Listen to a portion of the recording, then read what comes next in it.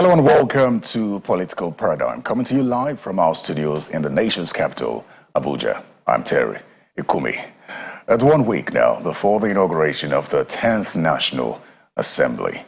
And interestingly, it doesn't seem as though it is clear as to what direction that the leadership of the 10th NAS will swing. My guest today is a member of the 9th House of Representatives, and he's just been re-elected into the 10th House of Representatives. He is coincidentally the governorship candidate of Kogi State in the forthcoming governorship election. My guest is Hon.Leke Abejide on the platform of the ADC. Honorable, welcome to Political Paradigm. Thank you for having me. And good afternoon, Nigeria. It was an interesting introduction for you, introducing you as the 10th House of Reps member-elects and governorship candidate for the forthcoming governorship election in Kogi State. So congratulations. Thank you so much. How does it feel to hold both tickets? Because we'll talk about that in detail, but I just want to get your thoughts on what it feels like to hold both tickets. Well, I'm having only one ticket. The other one I have won. I'm only waiting for the swearing, which is next week, Tuesday, which, by God grace, we pray all of us will be alive to witness. And the other one, just a ticket to Lugard House. And God willing, on the 11th of November, 2023, this year that we are, I'll be the next governor. All right, we'll talk about your governorship ambition in detail, but let's begin with the House of Representatives now. There will be 2 ADC lawmakers in the House of Representatives from next week. Yes. And it's interesting because you've sat there as the only ADC lawmaker for quite a while. How does it feel? Well, it shows how popular I am on ground. It's very rare to see a lawmaker coming on a minority party, unknown party, relatively unknown party, and still remain and recontest and even win with a landslide victory, with a wider margin. Not only that, we equally feel that the candidate next to my constituency, and the constituency has been taken by the same ADC just because of the influence that I have in that constituency as well. Is that how you've continued to win in Kogi State? Because, I mean, ADC is not a popular party, so to speak, in Kogi State. It's popular in Kogi State. I mean, you've been the only lawmaker on the platform of the ADC in Kogi State in a while, and only recently you now won 2 extra seats in the State Assembly. So perhaps maybe gaining popularity. But my question is more about how you've been able to sustain the support of your people, so to speak, and continue to win elections in a state that is largely APC and PDP. No, it's not largely APC and PDP. It's largely APC and ADC. And I'll tell you why. Well, let me first of all answer your question of how I have been able to sustain. Well, politics is about service to the people. And if you are really doing the service that people want, that's actually what you are elected to do, it's nothing more than that. That is what made me to be popular. I promised my people. Even what I didn't promise, I did them. For example, I didn't promise that I'm going to give traditional rulers any SUV. But when I came in and I saw the way they are suffering, some first class riding motorcycle, 53 of them, I gave them SUV Highlanders. I didn't promise that I'm going to 53 build... in your constituency alone? Yeah, in my constituency alone. I didn't promise that I'm going to build a CBT center for them. This is not in any budget. You can check. I built 350 capacity, well equipped, and was accredited last year, and the road jam there now. So, and so many things. I didn't promise that I'm going to do many routes, but today now I've been able to connect my people across with the roads. So there are just few things that I promised in my campaign, but I did more than what I promised. So, and again, my social interventionist program, like payment of WAEC fees, going to 6 years now, and taking care of the widows. This has been my program even before I came into politics.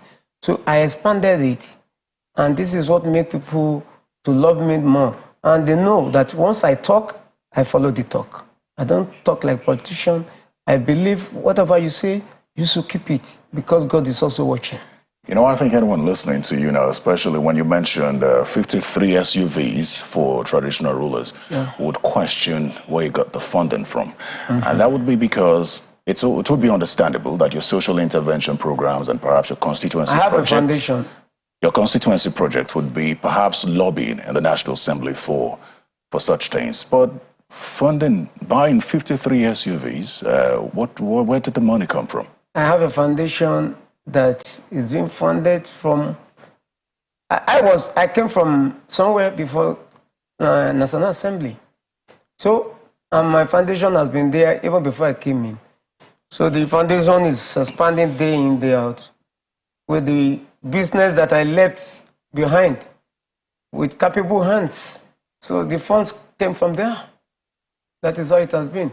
I told you I've been doing these programs ever before I even came to the house.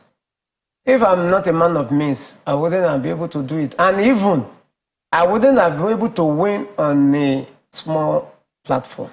And even also add another federal constituency with my own, together with assemblies. So it means that I was a man of means before coming into government. And millions of people will testify to this one, they know. You know, when you say you've been able to sustain your win on a small party like the ADC, I'm curious. The APC has held sway in Kogi State for a while. The PDP was there before as well. How is it that you've stayed back in the ADC? Because I'd like to believe that you've been lobbied on several occasions to switch parties, but you've maintained your stay in the ADC. And why? Yes, I stay in my ADC in the state, but at the federal, I work with the APC. Because the state APC does not impress me. The state APC does not impress? Does not impress me, no. If I join them, as at the time they wanted me to join them, I may not win my election because there's nothing on ground to show that the government has done in the state. So if you look at the area of infrastructure, especially in my own site, and I think across the state government did not construct one road in my place. And even most of these things that I'm doing, like the payment of water, it's not under my schedule. It's not my responsibility, it's the responsibility of the state government. And even most of the roads that I open up, most of them are rural roads that's supposed to be even done by local government. So this is not my responsibility. But I decided to take it upon myself since they are my own people and I'm doing them. So if I have gone to join that time, possibly I may not win. People may be thinking that I'm going to do the same thing, that maybe I will not perform. So I decided to remain where I am in order to keep people in mind, that people will know that I'm not going to deviate from what I'm doing. Well, then the APC still won in the state. You say that you would not have won if you had joined the APC because there's nothing on ground to show. But the people of Kogi State still voted for the APC. You're the only which election is that? House of Representatives election. There are only two of you from the ADC. And then PDP also won one. PDP won. The rest are APC lawmakers. But if you look at the election, the last election, you see what happened is that, you know, the presidential election and the National Assembly election is the same day. The influence of the president, the current president, also helped for APC to be able to win some of the National Assembly seats. If it had been different day, maybe presidential is a different day, National Assembly another day, the result would have been different. So because people like me now, I did Asiwaju. In fact, I was the national coordinator of Asiwaju Confidence Campaign Organization in the state. So I did a lot for him to win. I'm curious, is that not anti-party for your party? It's not anti-party. You're a member of the ADC. Asiwaju has been our leader. If you know my relationship with Honorable James Hon.Leke, you know Asiwaju has been our leader. And my relationship with Right Honorable Femi Gbajabiamila, you know that is our leader. So it is we that have been Asiwaju right from time. Those now that they join us, as at February last year, it is only us that have the audacity to mention his name in the state. The people, the current government in the state, they didn't want anybody to mention his name because he was contesting for the ticket of the APC too. So it was us that took the campaign to the grassroots and said, this is the next president. We were being fought, but by God's grace, we stood our ground, and today is the president. You're saying that Governor Yahaya Bello had put a ban on any campaigns for Asiwaju at the time when he was also running. They didn't even want to hear his name. They didn't want to, even if you, in fact, the greatest offense you can commit is for you to say you are supporting Asiwaju for primary. And once you do that, then you are the enemy of the state. That was how it was then. So I can say this is why I'm not left television. I'm not, millions of people can testify to it. You see, I play politics. Politics doesn't feed me. I play politics to help people.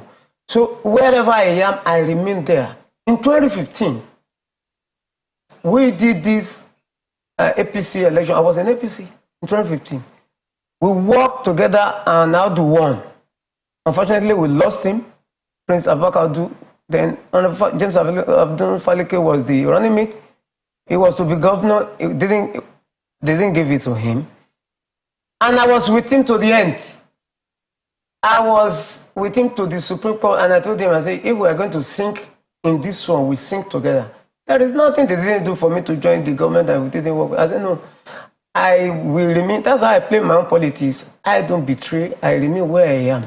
So we have been with Asiwaju. Party is just a vehicle. Perhaps when what is inside is the content that matters. Perhaps when Governor Bello leaves office, you may consider the APC, since you have a good relationship with the president. Of course, yes. If there is a good government on ground, and then nobody can. Party, you must not say you are in this party forever. If there is a way, and you see people on ground that you can work with in that party, in this, why not? Honorable Abejide, this what you say may sound quite strange to members of your party. And I say that because you're the highest ranking member of the ADC, and you're the national leader of the party. So hearing you say that you would consider moving to the APC, don't you think this would affect the party in the state? And I ask this because you can attest to the fact that the ADC has been struggling with regards to membership and winning elections. And that is why for many years, it's been just you. And now perhaps three more lawmakers, two at the state level, and then one more has joined you. So two, and so with that number, why do you think the ADC is not expanding? And are you not worried about the statements you're making here today and how it may affect the party, considering the fact that you're the national leader of the party? Well, in the house that I belong to, ADC is APC, APC is ADC. I told you my background. I came from APC. There was a reason why I left. But I didn't leave totally, because I still have friends that we relate with. And today, you see, I told you, party is just like, it's a vehicle. It's just for you to achieve your aim. You cannot throw away your own brothers and sisters that in another party. And not to talk of even the APC, that we fought together, that we started together, that we moved together and move it to where it is today. But for ADC, well, it's my party. I hold on to the party, and I'm the one that developed the party to the level it is in the state today. So I'm not saying I'm leaving now. I'm not saying that. But only God knows tomorrow. But why did you not intervene when there was a leadership crisis last year, considering the claim you make now? Leadership of... the ones who led leadership. No, I intervened. It was not really... It was as a result of the way they played the game in selecting the presidential candidate. I was not there. I didn't participate. My own support was Asiwaju. I didn't go to ADC presidential destiny. I told them, even when the candidate emerged, he came to me, they brought him, and I told them that, I have a leader, and that my leader is Asiwaju Ahmed Bola Tinubu, so I cannot go with you. And he understood my situation. I told him that I'm doing person, not party. let me follow who knows the road. And that's what I did. And if you notice, we did public declaration for Aswaju. I told you. Yeah, but your presidential candidate at the time did not accept that. The crisis broke between them because I didn't know how he emerged. So it was as a result of how he emerged that they said he was suspended. I was not part of the crisis. You did not know how he emerged as presidential candidate? I was not in the primary. You were unaware or you chose not to attend? I chose not to attend. Very well then. Let's move to the 10th House leadership now. It's just a week from now. I'd like to know where you stand. Clearly, while you say you're with the APC at the federal level, there are factions with regard to the speakership position in the 10th House of Representatives. So where do you stand? Well, you know, my stand is whoever Aswaju wants is my candidate. Tajuddin Abbas. That is it. Because, you know, even from what I heard today, I learned that one of the strong contenders that may shake the table has now, you know, surrendered his struggle to support Aswaju's candidate. So it may not be rancorous the way the people are thinking. I don't want to mention names, but from what I heard today from a reliable source, I think it's going to be very smooth that day. It's like now everybody has now come to a round table and then it's going to be a free day for everyone. The only thing I am not too happy about is I'm from North Central. The North Central is left to bar because the SGF is not part of presiding officer in the National Assembly or in this at the federal level. When you take the president, you take vice president, you take Senate president, you take deputy Senate president, you take speaker, you take deputy speaker. That is all. So these are the critical leaders. So you think that the appointment of Senator Akume as chief does not balance out anything, does not solve the agitation, so address the agitations of lawmakers or perhaps Nigerians from the North Central region who want... Yeah, it solves to some extent, but not totally. I have already enumerated to you the presiding officers. He is the secretary to the federal government. I think his power is limited. So maybe within the House, when it comes to committee level, it can be balanced. Hon.Leke Abejide, you agree with me that, like your colleagues would say, National Assembly politics is different from party politics. And it would be interesting to know that going into this election, the House of Representatives election, the APC does not really control majority. But so you're in the minority, even though you say that you support the APC. And if there is no stepping down, as you say, as it stands now, there are two strong factions of the House of Representatives, of the 10th House of Representatives. You have the greater majority, and then you have the joint task. It's interesting that you don't belong to the greater majority, which is where you ordinarily would fall in as a member of the ADC who is in the opposition. I have told you, ADC is APC, APC is ADC, as far as the National Assembly is concerned. So why the choice then this greater majority, or what do you call it, does not exist anywhere. They have been fragmented into pieces. Because they now discover that some people are scheming, many people are scheming for leadership, and they belong to different parties. So that's why you see now they are not one anymore. There's no how one party can decide to take everything. When Labour is trying to take something, PDP is trying to take something, SDP is trying to take something in the same camp. So people who are scheming and then scheming, then you go through the back, this one will do the other one. So that's why that never cannot work. Never cannot work. Yesterday, I think Osun Caucus backed Abbas, Tajuddin Abbas. And they are part of the... In fact, the leader of the so-called greater majority was there. Who's the leader? That is Honorable Hon.Leke. Well, I've seen Honorable Fred Abejide there as well. Those paraded himself as the... All those ones there. I think Hon.Leke camp is more solid. in terms of people who control people.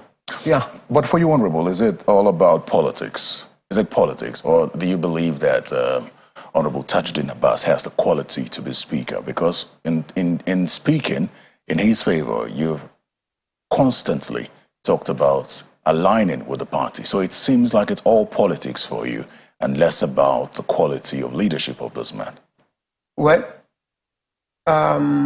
if you look at the people just left for this position, all of them are qualified. They are qualified and they can hold the position. Tajuddin Abbas has the quality that I believe, because I believe in education. He has the quality education that can make him to drive the seat. For example, he has a doctorate degree, academic, and he was a lecturer before. And as from what I heard and have checked, he has sponsored the greater majority of the bills assented to by the president. So what do you do in the House mutually?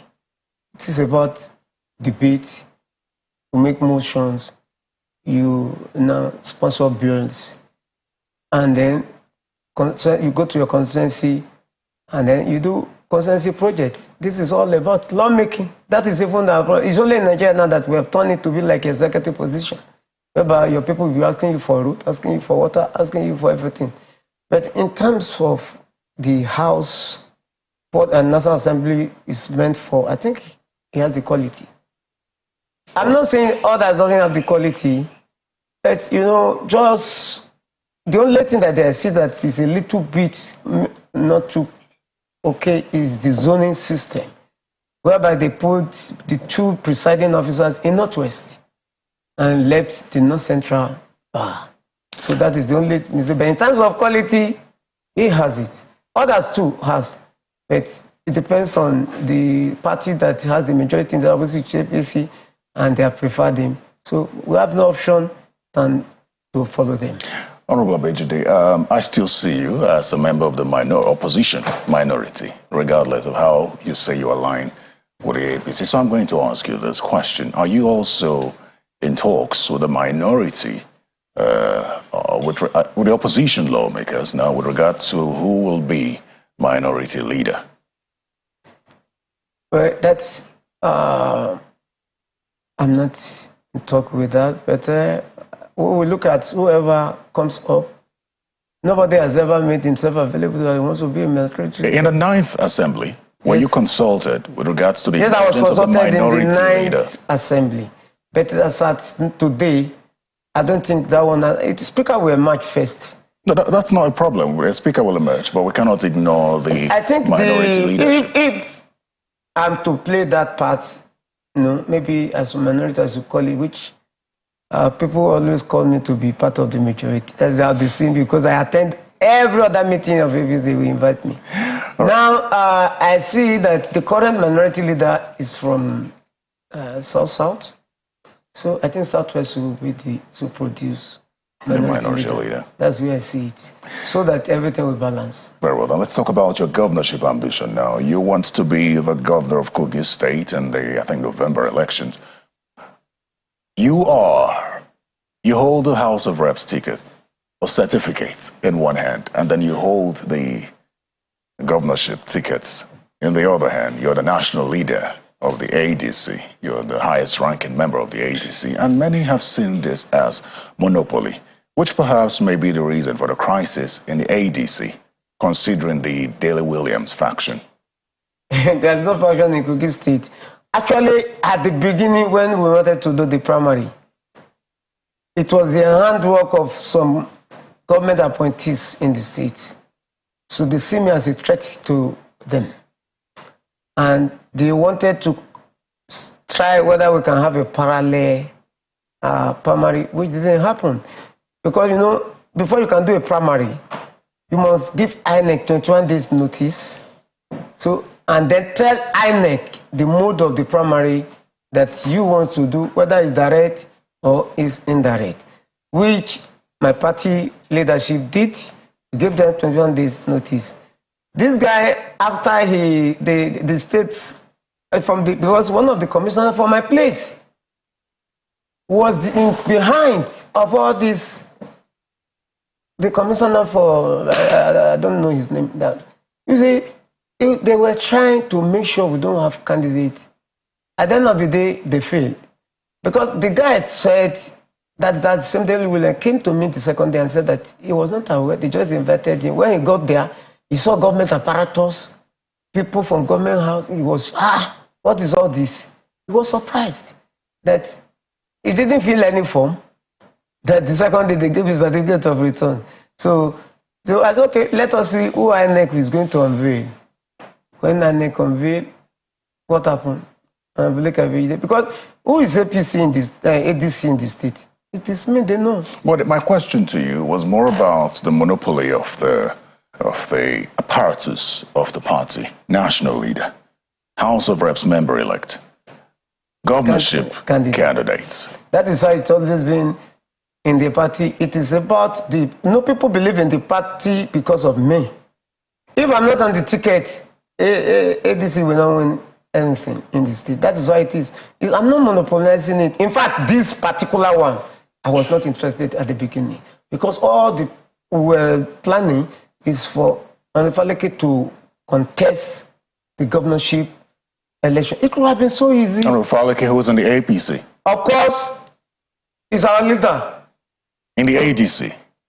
Everybody, we don't look at it. That is how we were in Kogi West. That is how, see, when Nadu was alive, late President, he was our leader. Immediately he died, we adopted him. And we were together in the state before he went back to Lagos. So our aim was that he would come back to Kogi and contest.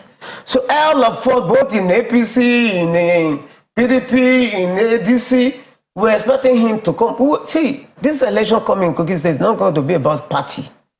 It's going to be about who is competent, who has the capacity, who has the experience, who can deliver. It's not about party. If it is about party, it will be difficult for us to even deliver as well as president because everybody was complaining about the party in the state. But because of his personality, we were able to sell him to the people and he won. So if it is party, he will have lost. I think it's interesting to hear you, as a grassroots politician, talk about how it is not a thing of party. When you understand clearly that structure is something that helps political parties win elections. Well, let's not dwell on that. You seem too confident that you would win the election. And I want to know why, considering how lean the ADC is in Kogi State. How can you say this is lean when we, in a senatorial district that have 3 House of Reps, we are controlling 2 House of Reps? Yeah, it is. In a senatorial district in Kogi State, we have 3. That's just one senatorial district. So we have 1, 2 out of 3. And now, if you look at other parties, it's only APC that has more seats than us. PDP has only 1 in the state. So we are the 2nd largest party. So you cannot say, PDP is third in the state in line of hierarchy. Now, if you look at it, go and check very well. And as I told you, it's not about party. It is about who can deliver. You see, I have promised my people. This is my social intervention program that endear me to the people, make them to love me. I'm going to do it across the state. And this may be done probably before election time.